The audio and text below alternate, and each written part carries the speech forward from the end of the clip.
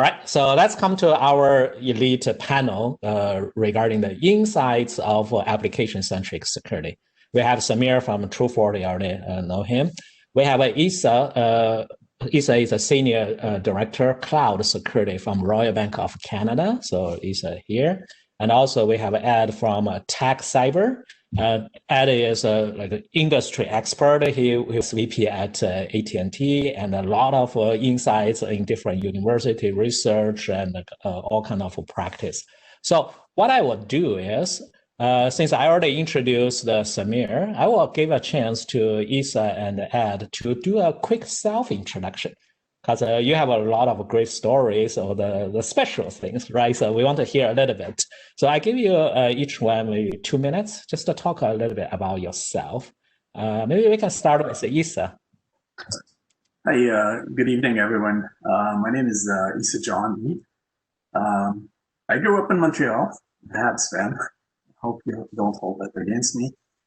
I started my career in telecom and computer integrated manufacturing. I worked for Philips, Magnavox, General Motors, and Siemens Business Solution.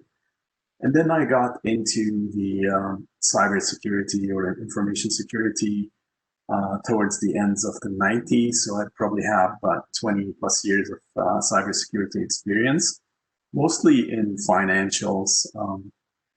I've been exposed to IT risk, cloud, different areas of cyber intrusion prevention. And I joined RBC about 2.5 years ago to establish a world-class multi-public cloud security practice and a center of excellence. So that's my story. Excellent. And since if you recall in Samir's presentation, he touched on the cloud, right? So the actually cloud changed the whole landscape, and especially for application. And Issa has a great experience, insights, and with a large organization, the cloud infrastructure, the kind of like he is a CTO role in that area. So you will learn a lot from Issa's point. All right, so Ed, can you do a quick introduction by yourself? I'd be happy to. And Bryan, thank you for inviting me and being part of your sessions. You guys do a wonderful job with these sessions. I know that I enjoy them. Thank you. Yes. So I'm the lead analyst for a company called TechCyber. I sort of bifurcate my time between academia and the work we do in and around our industry research and advisory. On the academic side, I've been teaching over at Stevens and Hoboken for 31 years. This year, virtually, which I don't care for, but it is what it is. And also been at NYU in the computer science department for about 5 years. I've a kind of a pair of appointments. Also work as a senior advisor down at Johns Hopkins at the Applied Physics Lab. But at TechCyber, we travel through the industry, learning about vendors, spend a ton of time trying to understand who the better vendors are and who's doing what. Come to admire Samir's work. I've known Samir since he was a student, so I've really enjoyed watching the amazing evolution at TrueFort. It's quite good, but that's the fun of being an analyst. You get to watch companies as they evolve. And there are a number of themes. I'm sure in the time remaining here we can touch on some of them, but Bryan, I think you were correct to point to the fact that a lot more emphasis is being placed on applications. Maybe when Issa and I were both doing telecom, we'd have said network was the most important thing. It's still pretty important, but I think most businesses would describe their value in the context of their applications and data. So looking forward to some nice discussion with your participants this evening. So thanks. Thank you very much. So thank you also. Ed and Samir are actually calling from US, right? So it's it's amazing about this platform, the international collaboration. So we can also learn from each other the insights. As you can see from 3 of our speakers, their background. So they all working for in their history of work for a large organization. It doesn't matter, it's in telecom or in the financial institutions. And they have a great insights about how cybersecurity really work, in those large organizations. And when we talk about the future trends and the best practice, so you really don't want to miss their insights. So I'm also feel very honored to be the moderator for this panel. So I look forward to learn from each of you. All right, so let's start. I have quite many questions. I just want to start to ask. All right, so in Samir's talk, he talked about the future is application centric. And why the future is application centric? There must be some gaps in the current situation, right? So you probably already know the current a lot of times is infrastructure centric, if we call that. So can I ask all our panelists at the beginning, what kind of gaps you observed from your previous experience or current practice between the traditional security approaches and the application-centric? So in a way, kind of why the gaps, why we need application-centric security, and what kind of gaps currently in the industry. So maybe we start with Ed. Okay, well, I don't think it's necessarily that there are gaps. I think it's a natural evolution. So in the beginning, when the internet became sort of interesting, we were pretty pleased that we could just connect systems together. So naturally, our expectations in terms of cybersecurity were much more modest. We just wanted to make sure that we could put firewalls to provide some sort of boundary between networks. So in the early days, our like I said, our expectations were modest. But that's advanced now. You know, we've got to the point where it's no longer considered a great feat to connect up a bunch of clouds together into a distributed system. We know how to do that. So what's really happened is we've got this foundational base that I wouldn't call secure, but I'd certainly call it more secure than it used to be. On top of which is a new application-centric extension that really, you know, deserves the kind of attention that we've talked about this evening. It is the most diverse between different organizations. So show me two companies, they probably have very similar networks, but fundamentally different application mixes. You know, like Uber and the US Postal Service might have a very similar network and very similar types of services like email and HR and so on. But when you look at the applications that govern the way they do workflow and logistics, they're probably shrink wrapped to the company and very different, extremely difficult to map them onto each other, maybe at a very high level, but they're different.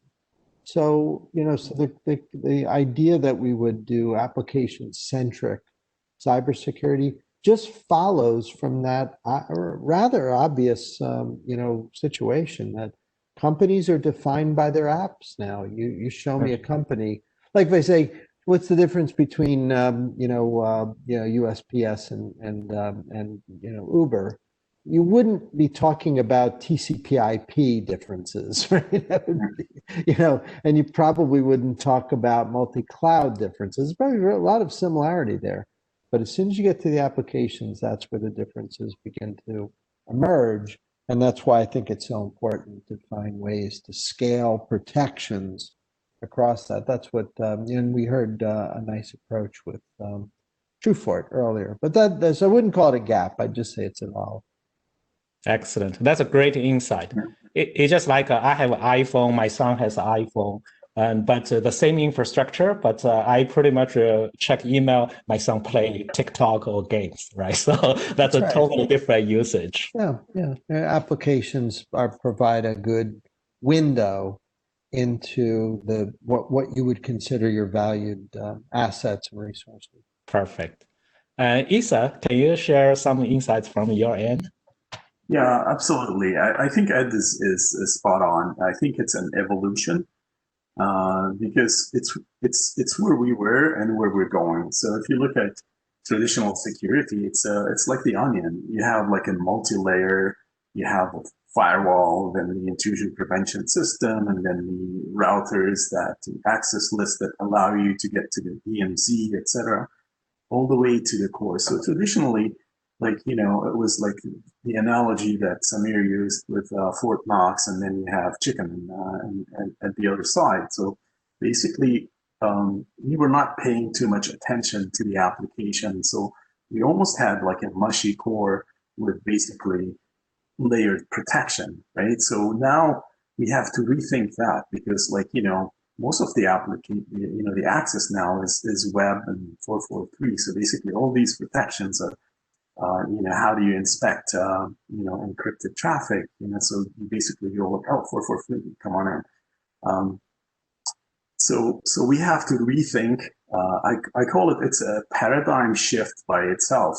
However, to get there, it's a national evolution. Like, you know, if I was a startup, like definitely it would be a lot easier for my firm to sort of start thinking with app-centric security, because the way you have to think of app-centric is, you know, today, like if you look at mobile application, right?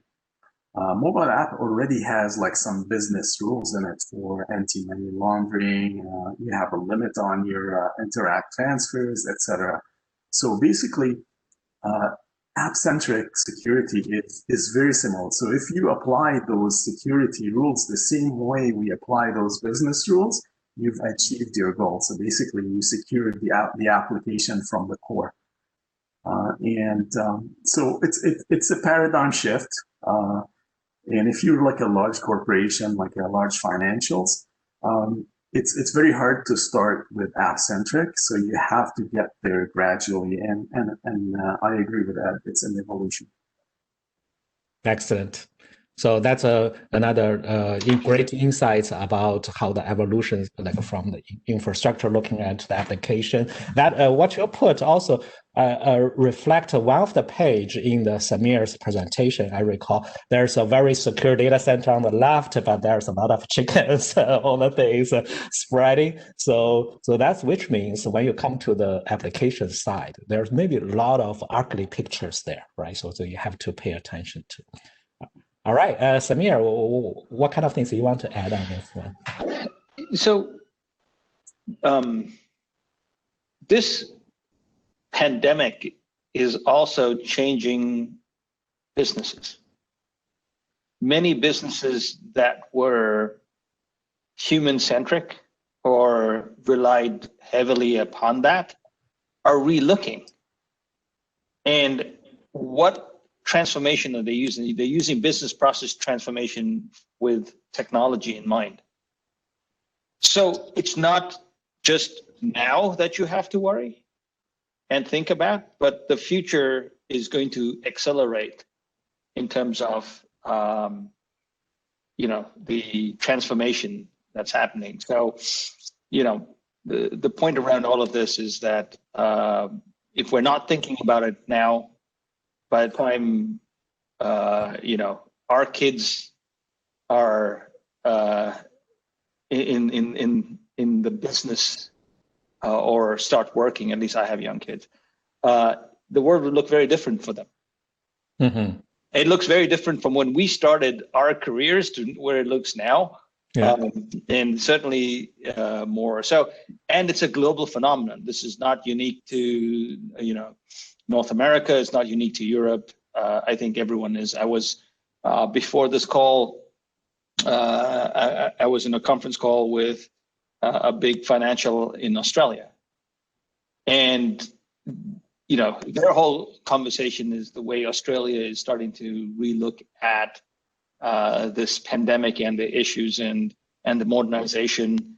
And alongside of that is they're also looking at regulation. How do they put regulation now in front of or ahead of how the transformation is going to be? So they're trying to be proactive about that. Mm-hmm. And so all of those things have to be taken in consideration. So the challenge is certainly there. Excellent. Yeah, so really like what you said. So this is something coming, right? So it's we already observed this. And also pandemic is on the way. On one side, of course, there's a huge impact to the society, every business. On the other side, it actually accelerates the digital transformation.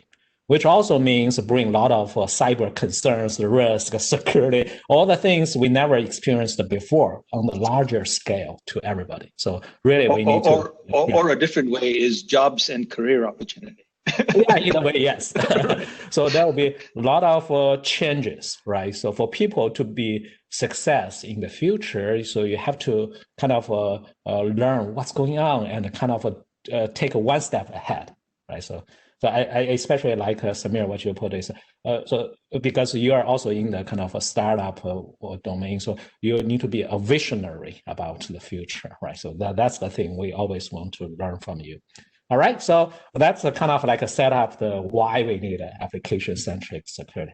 Now come to some a little bit challenge side, right? So as you know, in any large organization, when you run an application, you maybe have hundreds of thousands of applications, especially for banks, right? So those applications are running in a very complex environment, right? So some are like a legacy data center or hybrid, or like some of them maybe are running on the cloud native environment.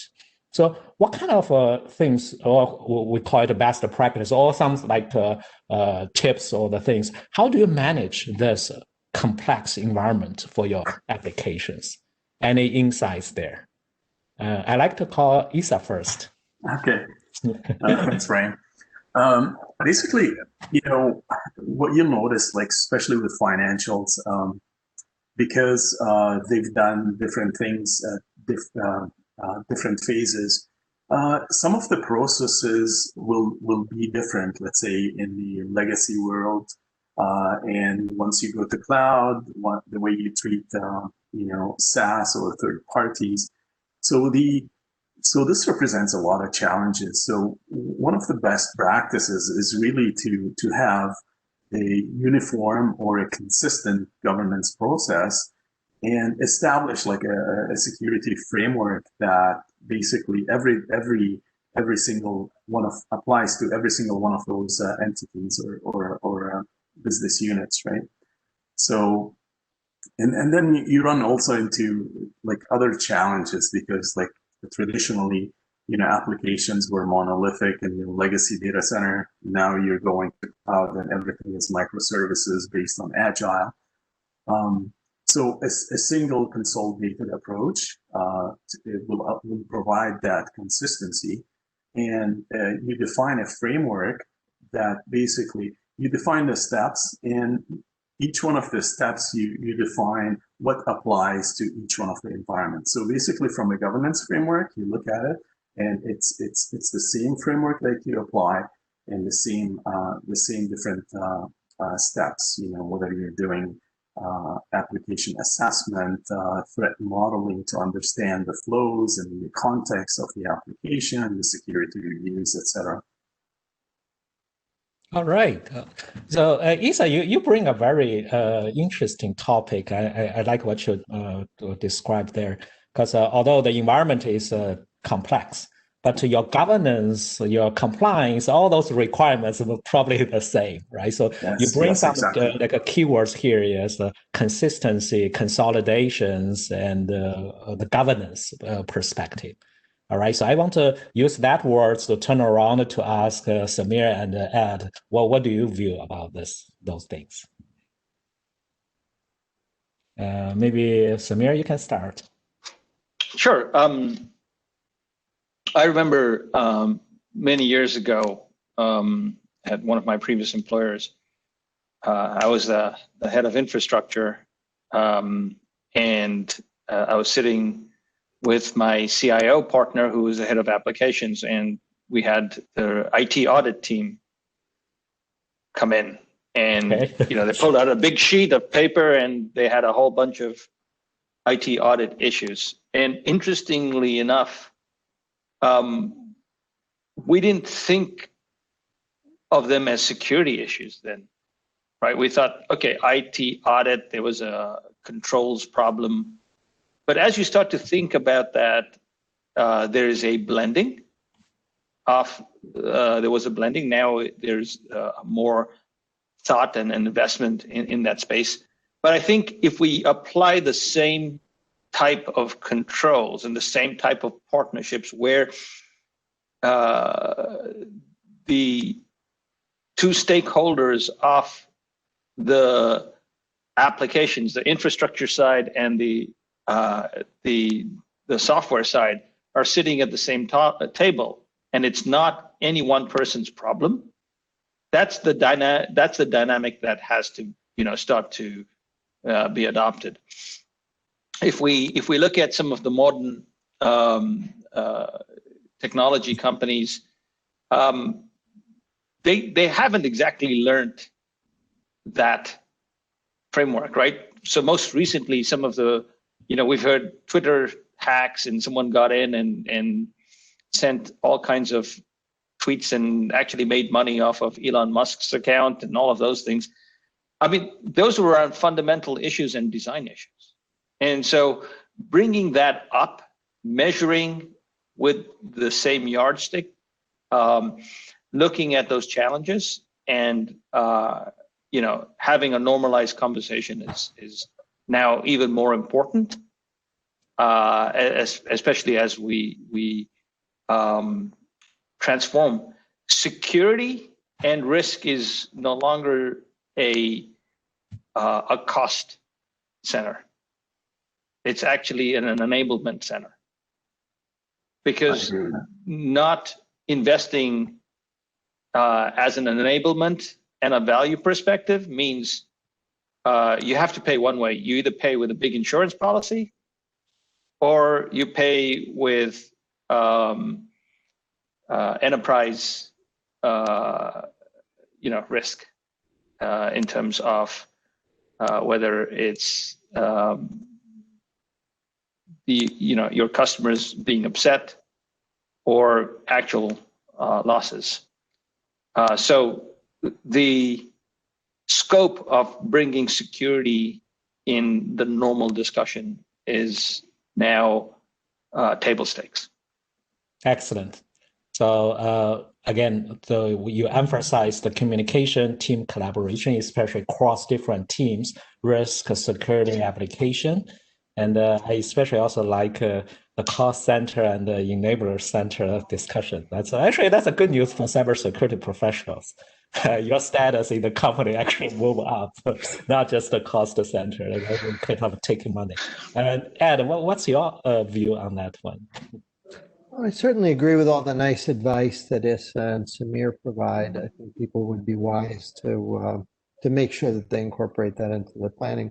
My observation, though, is that where the premise of your point was that runtime environments are complicated and so on. I think it's gotten better. Like the idea of standardizing containers, like with Docker, standardizing runtime management, Kubernetes, and even standardizing the dev process from ad hoc to something that's more now like a DevSecOps, where you walk into an environment, you have a pretty good idea of how they're doing development on new stuff. I think that's a good thing. Like it feels less chaotic to me.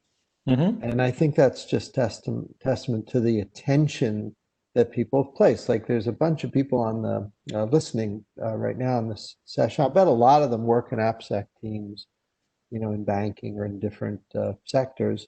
And I'll bet the focus that they've had the last few years has been on trying to standardize new stuff. There's not much you can do about legacy, good, bad, or average apps are going to just be what they are. Forklifting them and moving them to cloud is usually a good opportunity to clean them up and standardize them into a better runtime environment. But I think it, for the most part, the problem that exists right now in application security, from my mind, is just a lot of confusion around which types of vendors and what types of controls should be used. Like Samir and I sometimes joke about all the alphabet soup that you see in the application space: IS, DAS, NAS, ASP, RASP. They're all good. It's just if you don't do this every minute, if you're not an analyst or an vendor, or a lot of the application security experts might know the difference.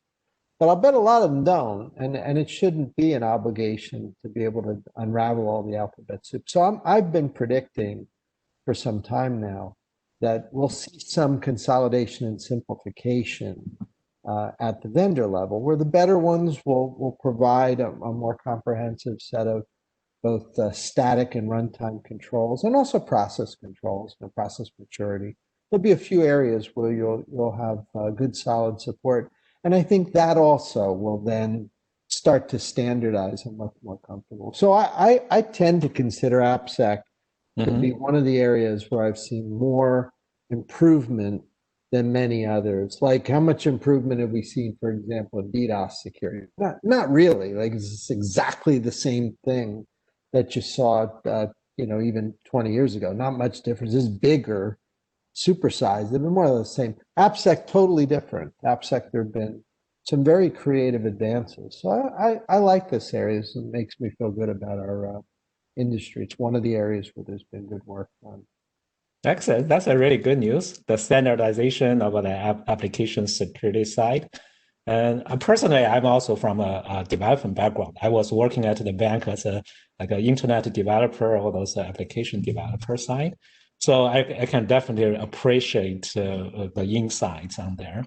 And speaking of this environment, as you know, for the application, right? So classically, we run the application maybe on the server, like on-premise, those kind of data center.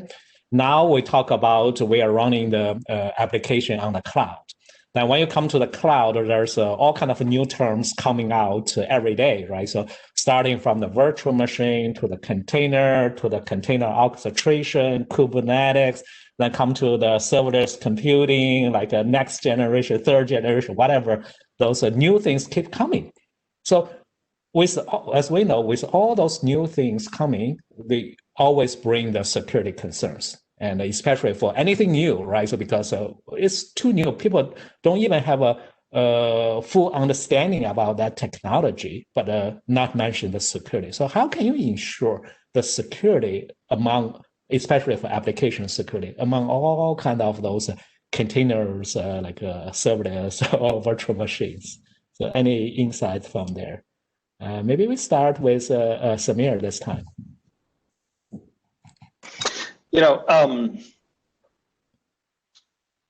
I was having a conversation with a computer science major that was looking to go to do a master's program.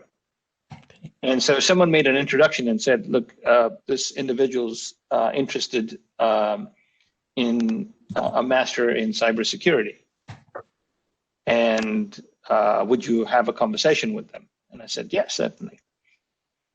So you've now got someone who's very good at software processes, software development, and is interested in the cybersecurity field.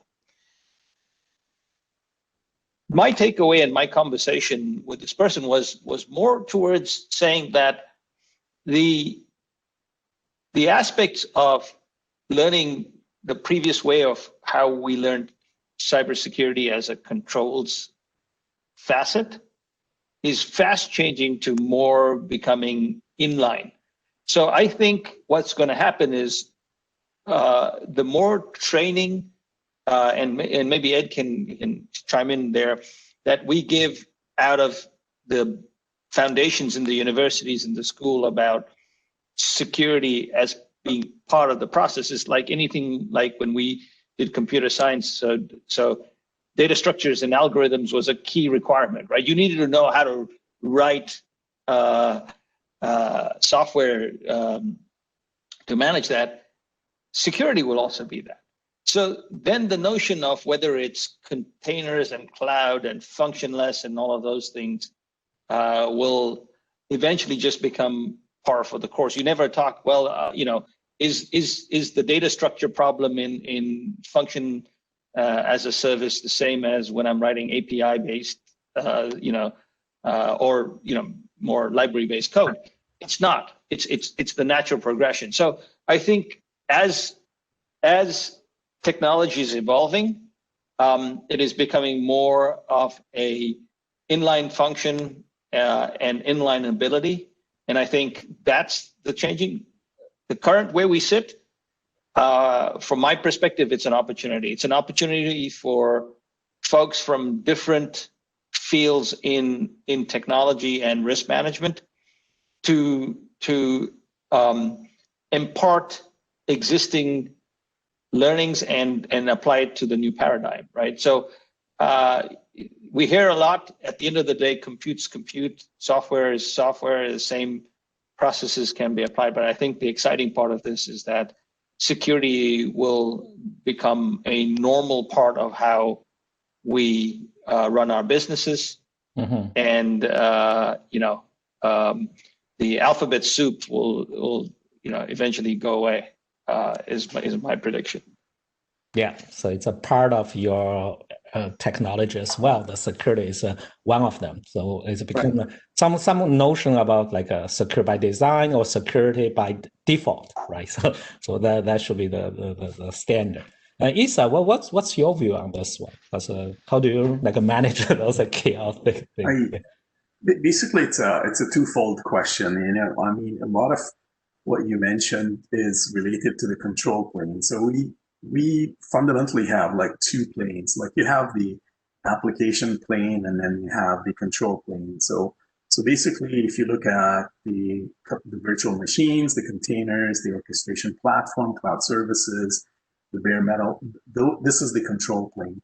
So the impact to application security, I mean, you need to secure both. You need to secure the control plane and you need to secure the application plane. So one of the things I've been doing over the last 7 years is really educate the DevOps folks to have a security mindset.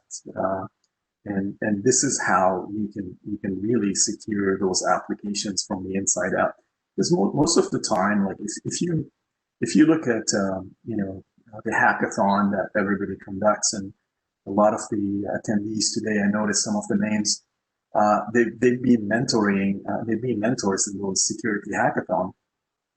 You'll realize that the students or the participants, they have a tendency to write like excellent code. And in one of the hackathon, we asked them to consider 5 things, like basically, implement like, secure authentication, like basic things, use like, the TLS, basically a cipher that's not deprecated, don't transfer sensitive information about user ID and passwords in the code, etc. And out of like 1,000 participants, you'd be surprised, only 16 people managed to basically follow those guidelines, right? So we had prizes at the end and only like 16 people managed to win those prizes, right? This shows you like, for a DevOps person, like the main, they thrive, they're passionate about like writing code and show you like their ability to understand the requirements, but they forget about security. So like, that's why like, a lot of the institutions now are instilling 3 phases of education. So for example, when you hire a new DevOps person, they have to do like a 1-day security course. Then oops, my VPN is going to close. Then the second thing is within each one of the Scrum teams, you have to have at least 1 or 2 people that take like an in-depth security course for a whole week. And then you have to continuously train them on a monthly basis. And as you do the SAST, DAST, and all these, you basically compile the information and then you present it to them. You tell them like, okay, here's what you're doing wrong over and over and over again. So, and that's how like, you basically educate the DevOps people to have like a security mindset. Mm-hmm. Now, so that's how you secure the application plane. Then, from the control plane, you really have to do threat risk assessments on every single service that you use. Like if you're using virtual machines, you have to highlight the risks and the threats associated to the hypervisor. If you're doing if you're using services for Amazon or Azure, you have to do a threat risk assessment to build those controls and guardrails and guidelines to use that specific service. So basically, that's how you secure the control plane. And when you put it together, you look at all these combination of services, and you do a threat model on the whole pattern that you'll be using with that application. And then when you assess that, you assess the application, and then the business line, it's the aggregate risk that they're taking when they go to cloud. Perfect. What you described sounds like a puzzle, right? So you need different pieces putting this together, and the control plane, the plane, and the application plane, the design, and also all those risk and the governance will need to nicely kind of make them together to work as a team. So that's a great insight. Ed, what's your view on this one? So do you want to add anything? Well, sure. I mean, in this question of developer training and security mindset and so on, my observation is that it's been a pretty big change from having to roll your own or create your own types of security to building these distributed systems that snap into existing security infrastructure. So if you're building a modern application, like the kinds of things Samir and his team are working with, the developers are not building their own, user auth or registration. They're snapping into the identity and access management system that the corporation has standardized on, and that you connect to through a standard API or interface. So it's become a process more of becoming aware of security infrastructure that's in place for features, right? I mean, certainly, when you engage TrueFort, they're gonna help you make sure that the right telemetry pull is embedded in, through their software product. But for things like, connecting to the SIM and stuff like that, you do that through standard interfaces. And I can remember when you'd say, "Gosh, how are we going to do?" You're writing login registration code because you didn't have that. So Right. you just sort of made it up. I mean, nobody does that anymore. It wasn't that long ago. We're not talking about decades ago. This is not that long ago that application developers had to do that. But now, I guess it would tell you at RBC, they've got systems that you connect to. So it makes it easier for feature functionality. But where I still see some problems is that when developers, living in the classic sort of agile is the kind description, rushed is maybe Rush description, but when you're being forced to push out features, we still see a lot of bad coding, and usually it's because developers are being rushed. That's been, again, my observation. So I don't think you have to tell the types of developers building code in good companies. You don't have to tell them security is important. They already know that. When mistakes are made, and I don't mean, snapping incorrectly to the SIM, that's something that's done right. But when mistakes are made, like leaving some exploitable vulnerability in the code, or using a library incorrectly, or doing something wrong, it's usually because they're rushed. That would be my observation. So if anybody's listening and they're managing a dev team, I know you want to go fast, and I know your customers want features yesterday, but and I get that the agile life cycle is automated, so you should be able to go quickly, but I still think the physics of it sometimes doesn't add up, and I think that developers, even with all the tools that are available, are often pushed to do things that could be a little unnatural. When I do root cause with teams and we go back to try to figure out what happened, like something's wrong. Tokens are duplicating and users are getting the same screen, and oh my God, what do we do? You go back and look and you see that was a feature that was slapped in there at the last minute. So that still has to be dealt with. But for the most part, around security functionality, I think that's a zillion times better. And again, it's because we've made investments in systems that applications can leverage. Okay, good. So yeah, so on one side, you don't really need to reinvent the wheel, right? So for a lot of application or developers, you don't need to write everything by yourself. Right. If there's already some like a good component or something as a service, right? So of course you can need even to follow you can get cryptography as a service now. Right? I mean, you can Yes. get almost anything as a service. But of course, you need to follow the company guidance and governance of those procedures. But what I mean is you don't really need to write everything by yourself. Okay, so speaking of this one, so I always think about, because I'm from the developer background, I always think about currently the developer life is better than before, really, just like what you said. You don't really need to write everything by yourself. You can kind of call. A lot of times it's call this, get that, do that. It's like a package, right? So you just call this. But in the meantime, all those things you are calling, or third-party things, or whatever software or vendors, they usually also come with their own vulnerability and a patch, like a patch management things, right? So sometimes it's not your fault, but really is kind of you call the others component have a problem. So how do you manage the application vulnerability and patch those things, right? Especially for a large scale and a large organization. So what's your insight there? Maybe I can call Issa first. Okay. I mean, traditionally, most large institutions have like a vulnerability management patching team, and they do like things at large, and they schedule.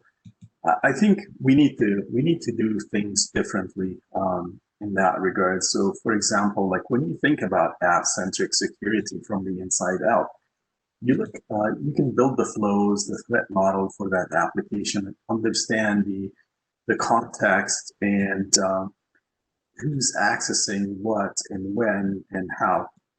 And once you understand that, actually, the threat model and the flows will help you basically look at the threats that are that application, that impact that application. So basically, we do like a spam, like at large, like try to do like, scheduled patches, like every, depending on the vulnerability, et cetera, like could be a month, 3 months.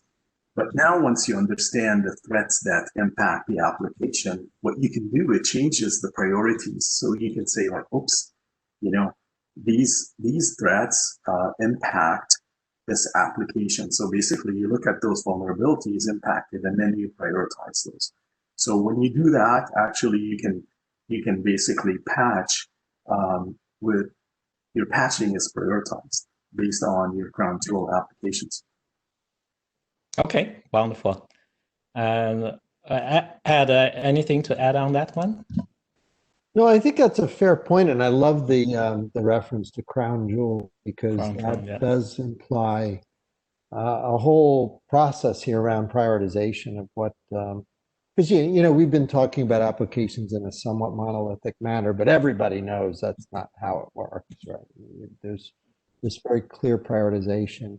And, and it's not even, here's my criticals and non-criticals. It's usually something much more thought out. Even in a company that maybe doesn't spend a lot of time here, they'll be able to tell you what's important and what's not. So I think that's a key point here that, we haven't talked much about prioritization, but and I know Samir will tell you that. I'm guessing, Samir, when you do POCs or do your work with new clients, they probably have a few things in mind that are pretty critical, and other ones that they might say are not so much. Yeah, I always find it that the cafeteria menu application is the most important one they want to secure first. Hey, I bet if you're McDonald's, it is. To that point, I agree. I mean, hygiene is like I had to say, to my son who's 10. Hygiene is a daily problem. It's not, once a week or once a month. And look at the history and evolution of us as a species, right? It's only when we started to take hygiene more important, and you can read a lot about this, is that population started to boom, right? And then we learned about vaccinations and everything else, and antibiotics, and we're healthy. But it's the process. If you don't have hygiene as a standard approach to anything, when I talk to application teams and they say, well, we have your behavior tool and we should be able to see the issues. I said, you don't want us to show you issues. What you'd rather have is a standard process of hygiene. If you know you have a release as part of any release, then hygiene has to be added. Unfortunately, there are certain things that come as an emergency. You get a taxi or a Styx alert on a CVE, and you've got to handle it. But there's no way around it. It's going to continue to exist, and like they say, a stitch in time is better than 9, or all of these different sayings. It remains true. Hygiene's always going to be something that you need to be on top of. Excellent. Yeah, you'd rather prevent that earlier rather than wait until the end, right? And something like right now, the COVID-19, people now pay more attention to the personal hygiene, like wear masks, those things, not only for COVID-19, but also for regular flu, any other things, right? So for those diseases in the near future, probably will drop the ratio because you pay more attention to on that one. So that's a best practice. Same thing to the cybersecurity as well. Great. I do have a couple of questions from the audience, so I want to pick up one from there. So people, not everybody from application security background. Some of the people are like a traditional system admin or like a network admin. So as we say, okay, future is application-centric. So how can they do? What can they do? And should they start to do something, or start to what kind of things you can be done? So maybe Samir, you can share some lights there. Yeah, there's no shortcut to education. I mean, certainly, I think part of one's career building is learning that perspective, and venues like this and talks like this start the ball rolling, and you start to get to think about these things and start to approach from it and having those conversations. Mm-hmm. But in daily practice, it's my advice is to not only stay in your swim lane, just look at adjacent lanes. The more you tend to do that, so you're a network administrator, and that's my typical bane of existence when I used to run global infrastructure is, the network team would say, yeah, looks, everything's fine on the in the piping. It must be an application problem. So you know what? I'm going to hang up the phone here and call somebody else, right? Mm-hmm. That type of behavior is what is a self-limiting factor, right? So for someone with the network, start to think about and expanding your horizons as to, all right, what is connecting to it? So in TrueFort, when we started to think about the application behavior, and we started to unwrap what are the things that we were going to measure, we soon came up with about 155 things that we now measure, right? And network is one part of it. And but it took a learning process, right? We had a conversation with the developers and said, what are the things that you would measure? With the network teams, with the operating system teams, with various other teams. And by extension, that starts to create the network-centric, the application-centric approach. So my advice is, just look in the other swim lane and see what's going on. Okay, good. Issa, during your your life, right? So you working in a large organization, and so how that application security working with other practice like a network admin? So are they kind of often need to collaborate, and how to understand each other? What I mean. It's that was actually something that was a challenge a few years ago. So what large organizations have done over the last 5 years, I would say they basically broke down these silos. So for example, if you look at, for example, my team is embedded with, 8 other teams, and they don't say like, oh, this is, these are like from cloud engineering, these folks are from infrastructure, these are from cybersecurity. It's one team, and with one goal in mind, basically secure the pipeline, the application. So yes, in I would say like a few years ago, yeah, there were those silos, and it was a challenge, right? So you had to hang up the phone and basically call the infrastructure guys, and then the infrastructure guys like would say, we're sorry, like, it's an application. So you kept bouncing like between different responsibilities and different teams, and basically you never find the root cause, right? Or it would be like delayed. So today, a lot of the organizations, they work in cross-functional teams, and those barriers are gone. So basically, there is no finger pointing. Like everybody's looking at the issue. Mm-hmm. Wonderful. Yeah. So the cross function is very important, and the collaboration. Yes. And Ed, what do you want to add a little bit on that one? Well, it's a broad question, right? I think it goes way beyond just application security, right? Cybersecurity teams, enterprise security teams always have to find ways to communicate across different organizations, developers and operations teams and security teams need to find ways to improve. The earlier points about standardization, I really do think help. So rather than having to diagram out the underlying software architecture for something new, being able to just point to a containerized, very standard containerized approach where developers and security teams and even auditors are you no longer have to explain to them, for example, what Kubernetes does. That really makes it easier, more of a common language. Right. Really picked a good common language for cybersecurity. I don't think there are standards groups that have focused on building vocabularies that are similar. Like one company will call an attack one thing, another will call an attack something totally different. Right? The proverbial one bank tells their board, and I spent some time on a board of a very large bank, so I remember this.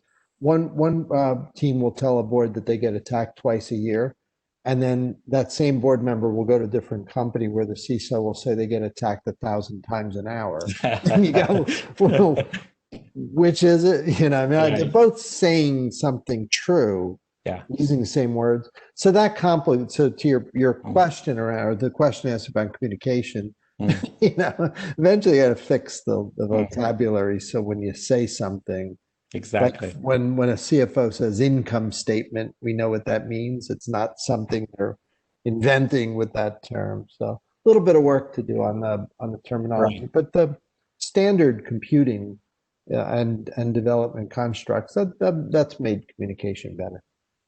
Totally agree. Education and training is very important. We have to speak on the same language, at least understand we are talking about same thing, right? So just like what's your point, attacks, the company get 2, the other get 1,000. So does that mean this is like 1,000 times worse than that? Really, it's different. So people a lot of times cannot even agree on what is cybersecurity. It's just a standard term. So that kind of take a lot of education there. All right, we actually come to almost like end of this panel. I have 2 more questions before we wrap up. The first one is the future, right? So we talk about application-centric is the current industry trend, right? So a lot of companies want to align with that one. So specifically about application security, what do you see currently in the industry? What kind of major things happening or news or the kind of big things are coming in the next maybe 1 year or so? So maybe I start with Ed. Ed is doing a lot of research, and so I'd like to hear your insight first. Well, absolutely consolidation. That has to happen. There's too many different approaches to the same type of thing. So I think that you'll see a little bit less alphabet soup of different approaches to security testing in particular, and you'll see more commonality. And so that would be one that I think consolidation is one. Number two is that I think that the value of visibility into an application, the ability to see what's going on, will no longer be questioned. I think it'll be much more a given, and I think the standards teams will come to demand this, not so much as like in NIST and so on, and assessments, as you're building out for compliance, and there's some auditor assessment team that's deciding what they're going to consider material issues. I think visibility is if it hasn't already, is becoming an absolute functional requirement, and that's a good thing, right? That's something you should do. You wouldn't normally have done that a few years ago because you didn't necessarily have very good options to do it, but you do now. Maybe a little bit of slack for older legacy types of things, but as you drop new, modernized, distributed applications into multi-cloud, I think that if you want compliance, you're going to have a really good, solid visibility program. Probably a little ad for Samir's company there, but I do think that that's something that you're going to see if you haven't seen that already. And then number three, this one may be a little depressing, is that I think the nation states and bad guys are not stupid, and where perhaps in the past they might have been going after infrastructure. If I was, and I don't, by the way, managing like an offensive team, but if I was, targeting an app, right? You target applications. That's where the good stuff is. So all that nice positive stuff I was sharing before is all true, but you're also dealing with a much more determined adversary. So I don't know whether that makes the risk go up or down. I don't know which is going faster. It's hard to have that insight.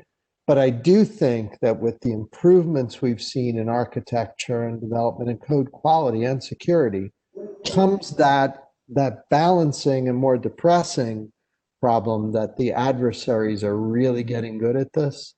And it's entirely possible that in aggregate, the application security risk in 21 might actually be higher. And it's not because we've gotten stupider, it's because the offense has gotten better. So a little bit of a mixed message there, but that's what we see as analysts looking at this.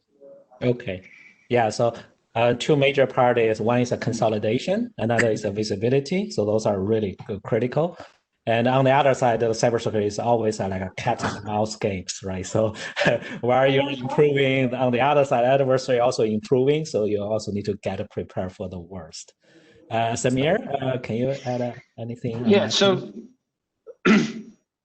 our perspective is very simple. If you cannot differentiate behavior, then you're at the losing side of it, because it's all about, today we see a lot of configuration-based security, but, we foresee that behavior-based security will be the more effective way of understanding that. And if you apply that on an application-centric at a bite-sized level, you have a better chance. So behavior, I guess that's also need to apply quite a lot of machine learning kind of things, right? I like to call it machine intelligence, because the smarter people will come up with the next generation of that. So we'll just call it machine intelligence. Okay, machine intelligence. All right, Issa, what's your view on that? The future trends there. I mean, I'd just like to add to what Ed and Samir said. I think we need to better educate the DevOps people to have a security mindset, because that's how you start from. That's your baseline, right? You need to have a solid security baseline. You need to understand basic concepts of security. the flows when they do like threat modeling. They understand the application itself. Oftentimes, in DevOps, teams have like a subset of code. Like, let's say you have an application with 16 million line of code, and it's not written by the same group of people. It has like, they write like bits and pieces, especially in the microservices and they don't understand like the flows and how these different microservices interoperate together, right? So you have to do a threat model to understand the flows, and then to be able to secure that architecture. So they have to have, a minimum of baseline security, the security mindset. And I think that's fundamental to, to have a secure by design and do all these nice things about like the security rules and build the app-centric. Excellent.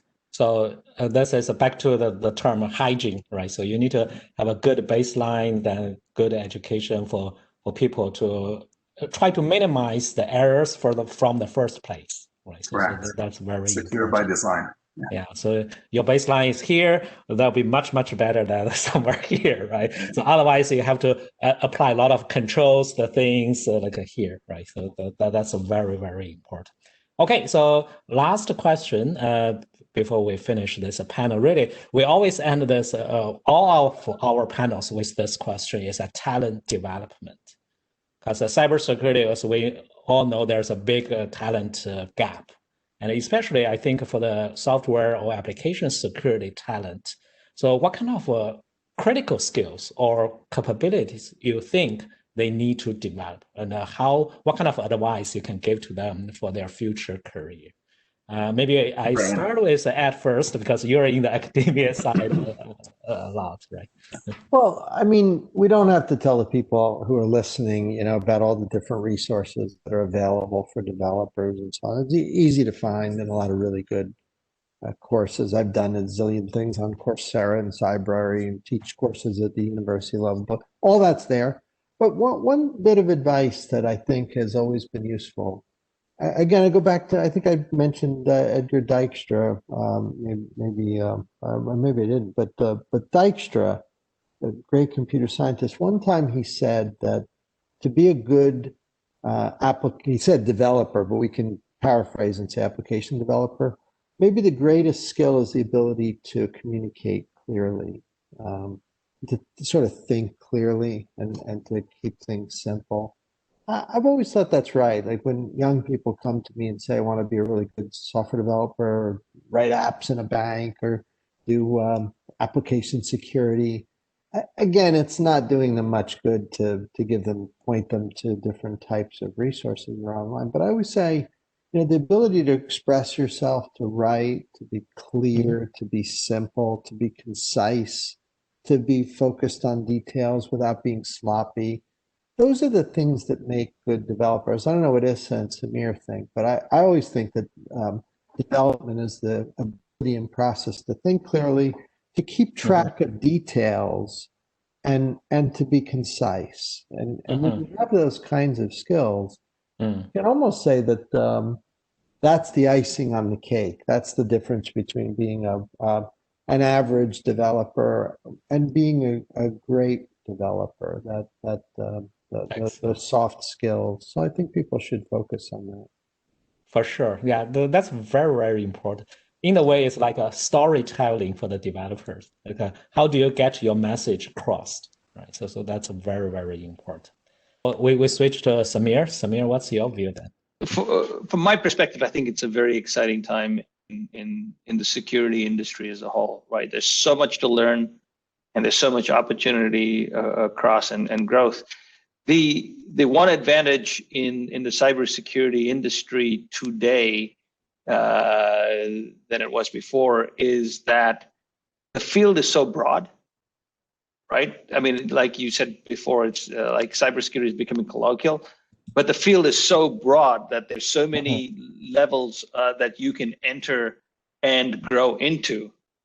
One just has to take initiative and and you'll automatically see someone's career value increasing.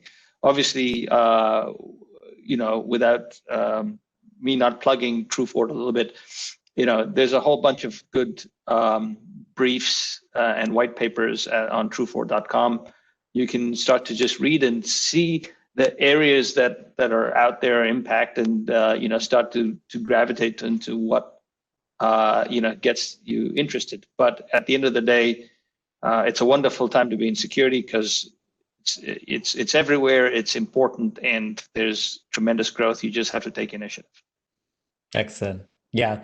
So we talk about supply and demand, right? So nowadays, especially after this COVID-19, so you see a big demand, and especially for some like hot areas. So for people in this time, it's good to consider those areas for your future career development. And there are a lot of information, like Ed said and Samir said, doesn't matter if from the training organization or from vendors or from industry. So on one side, you learn. On the other side, you really need to do it, right? So to practice, to apply those things. And don't forget also share what you learn. Because at the end of the day, as we all know, it's not just you're doing great things and silently. You have to help others understand and work together. Okay, fantastic. I was a little bit more formal on like you need like a bachelor degree, you need like a CISSP, but I found out that when people have analytical skills, they're passionate and they're ethical hackers. Even if they have like one certificate, I found that they can bring a lot to a corporation. So having that PhD is not necessarily like a value add in where the rubber hits the road. It might be good for if you're doing research, but if you have like some good ideas and you're implementing things quickly, like in an agile microservices, then I think I've seen a lot of folks that are passionate and they thrive in that environment. Yeah, so analytics skills, and a lot of times you need to have a good foundation. So it may not be just cybersecurity is something add on top of that one, right? So it doesn't matter if from a BA background or project management or application development, network, like a system admin, then with your solid foundation plus cybersecurity will serve you very well. Right? Yes. So that's great. Okay, cool. So it's like a cross domains, right? So nowadays we emphasize the cross domains. So your power is come from the combination of 2 or 3 major things together. Thank you very much for our 3 elite speakers, Samir from TrueFort, Issa from RBC, and Ed from Tech Cyber. So